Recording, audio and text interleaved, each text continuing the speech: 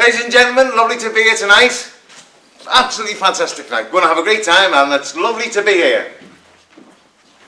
Where are we? In Wigan. Lovely, gorgeous Wigan. Famous for... Well, that's enough about Wigan.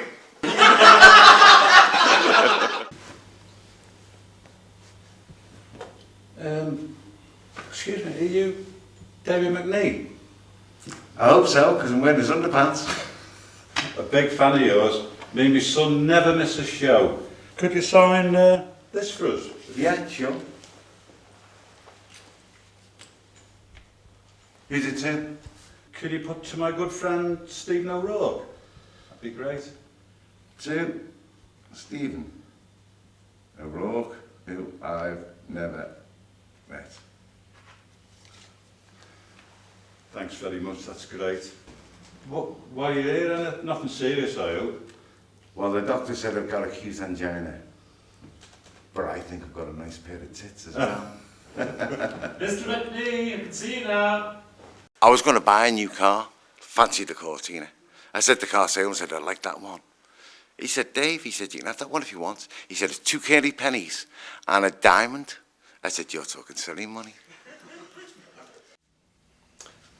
Mr. McNee, thank you for coming in. I know you're a very busy man. Always got time to see me favourite GP. Thank you very much. You're welcome. Bring some flowers and chocolates next time. I'll exchange a box of Quality Street for a shot of morphine. I'll bet you would. So, how was the show last night? Great. And you're also recording a TV series as well. Busy days for me. It must be great fun, though, entertaining the public. It has its highs and its lows. I bet you it does. You know, I have great respect for someone who has the courage to go out there and face the public and attempt to make them laugh. I certainly could never do it. Doctor, what is this? The Michael Parkinson show. I feel I'm being interviewed here. You're right, I'm sorry. David, as you know, following your recent bouts of prolonged illness, we ran some tests on your blood, and well, we found something. We're pretty certain we know the reason why you've been experiencing illness and also been suffering from weight loss. Well, that's good, isn't it? We found that there's been a marked deterioration in the white blood cells. They're the defense mechanism against bacteria and viruses in the body. Okay. Your immune system is extremely fragile at this point, and it's been this that's been causing your symptoms. Okay, that's why I'm here. What do we do now? David, what I'm trying to tell you is that we're 99.9% certain that you're showing all the signs of having HIV. HIV? Yes. Oh, thank God. What? I thought for a second there you were going to tell me I had AIDS. David, you have acquired immune deficiency syndrome. You have AIDS.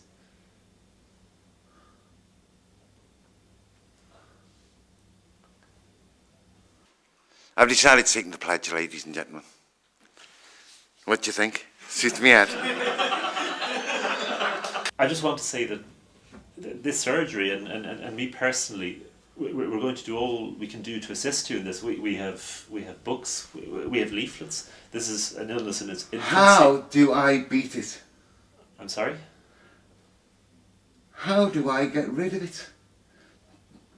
Penicillin, antibiotics. As I was saying, this is an illness in its infancy. We don't know much about it, but we are learning new things every day. What do I do now? I'm afraid to say that at the moment, there is no known cure. You mean it's going to kill me, don't you? David, I'm sorry. Listen, Doc. I've got money.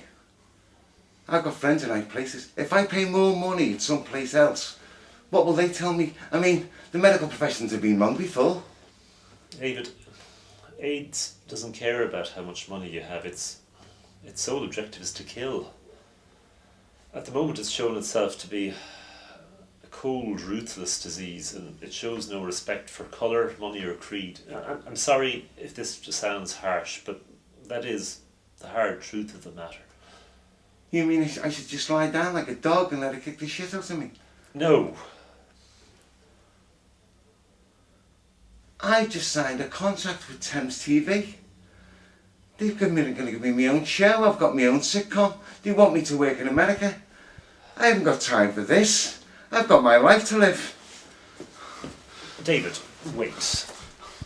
Everything I've worked for over the years built up. Now you're telling me it's going to be pulled from underneath me? Well, I'm not having it. I'll go kicking and screaming. I'm not lying down. And you know what? I'm not going to lie down. I'm not going to let this beat me. David, AIDS is a very serious disease. It's not going to go anywhere, and yes, it might kill you, but that's not to say that some good mightn't come with the time you have left. What the fuck are you talking about? It's lovely to be here tonight, though. Not very often I come to Wales. The last time I was here, there was a sheep tied to a lamppost, little sign above saying leisure centre. I've got it all planned. You have? I'm going to call a press conference. I'll tell them all what's wrong with me. Except I'm going to tell them I got a through blood transfusion. Yeah, that'll do it. And I'll have my wife and my daughter there with me. The media men won't suspect a thing. Really?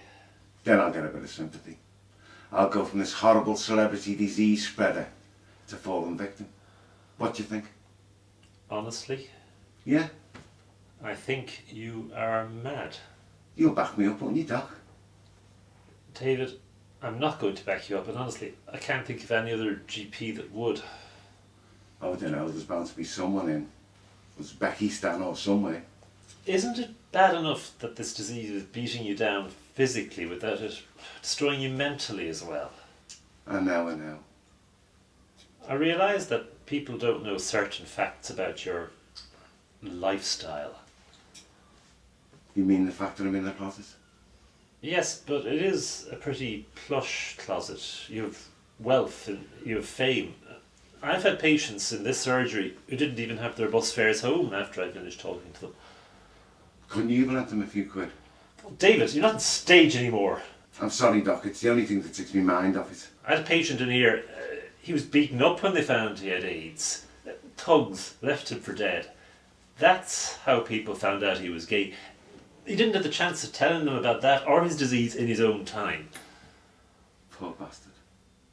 Compared to that, your situation's about a million times better. Fine if you don't want to tell anybody about it now. But if you do decide to tell people, make sure you tell them the whole truth, for your own sake and for the sake of everyone who's got this disease. I know, time to go off. Anyway, Doctor, can you tell me what this rash is? Let me see.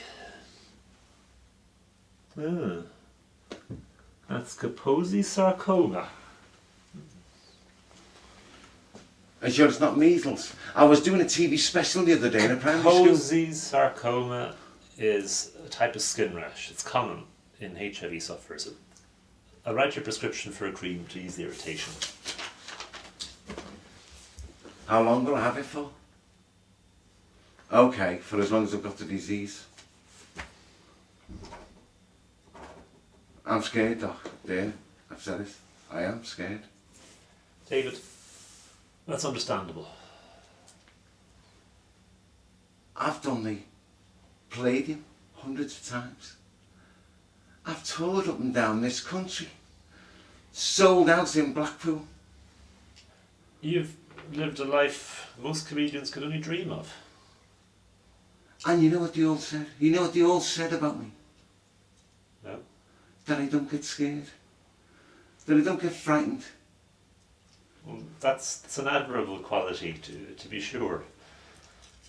But I am scared. I'm terrified. All of a sudden life hit me in the face. I don't know how I'm going to cope.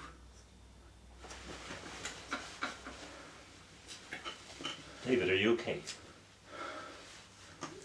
I'll survive. For now. Just as I'm riding the bloody crest of a wave. The Lord works in mysterious ways. I know, the bastard. I wish he'd work in ways we could all see. I went into a bar the other day, and on the sign was a little thing saying, hamburger, £1. Hamburger and cheese, £1.50. Double cheeseburger, £2. Hand job, £10. I went to the girl behind the bar. I said, do you do the hand jobs for £10? She said, I do. I said, well, wash your fucking hands. I want a cheeseburger.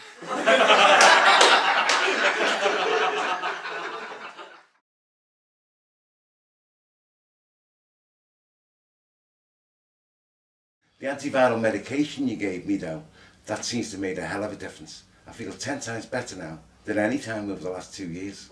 Unfortunately, David, no one can tell you exactly how much time you've got left. I'd just like to say, Doc. Yep. Call me Peter. Why, is that your name or something? Only joking.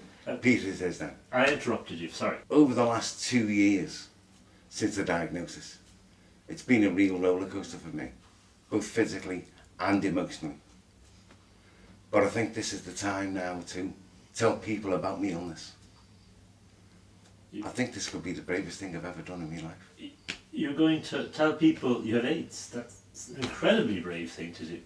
It was a case of reaching a decision, either throw myself off a cliff or let people know. But it could also be the most rewarding. I met a lot of interesting people on the way. People like me with similar illness. They're really the ones who give me the strength to do this. Without them, I couldn't do it.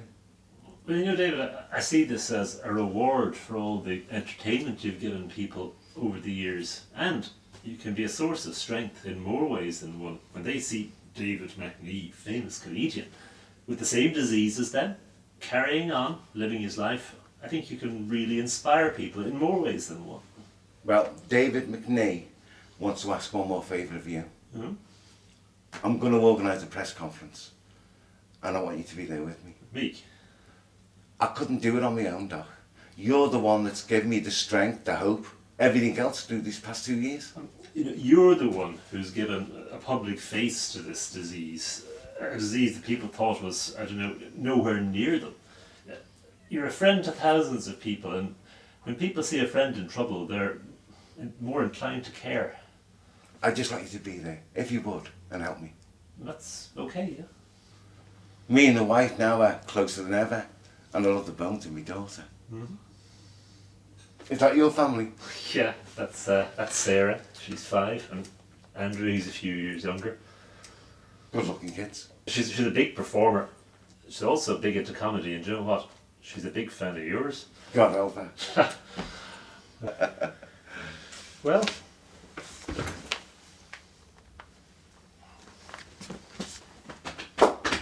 take care. Farmer's taking his driving test. The instructor says, can you make a U-turn? He said, can you make a U-turn? I'd make its eyes water. I took her on a whale cruise. As soon as we got back, I said, what do you think of that, love?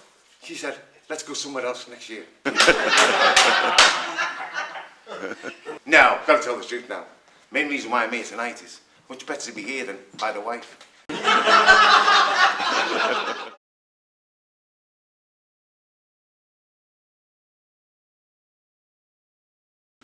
Scotsman goes into a cake shop, looking at all the cakes, says to the girl, he says, excuse me, love. He said, is that a meringue?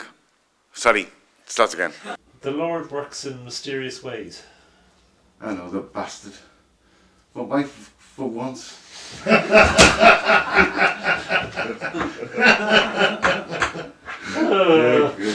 go on. The Lord works in mysterious ways. The Lord works in mysterious ways. I remember when the wife was pregnant, doctor came to see her. I said, excuse me, Mr. McNee. Oh, sorry. Ooh. I remember when the wife was pregnant. Let's start that again. Right. Where he's about to jump up and see his house. You're flying a bit low there, fella. It was Right. It was distracting. What was the line? Is it Mr. McPhee or Mr. McVeigh? Who? Mr. McNee. You're Mr. McNee. And where did I get Mr. McFucking Vane from?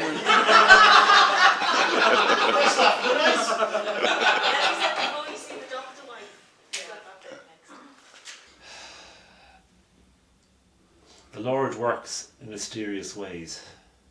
I know the bastard. But why for once can't he work? Anyway, Doc, I think it's time we better get off and let you get working. So, I'll say goodnight. Oh, goodbye. Yeah, I thought as a promise I'd buy her a new car. I went to see the car salesman. I said, I love that Cortina. He said, do you, Mr. McVie? Nee. Walk off, Dave. Yeah.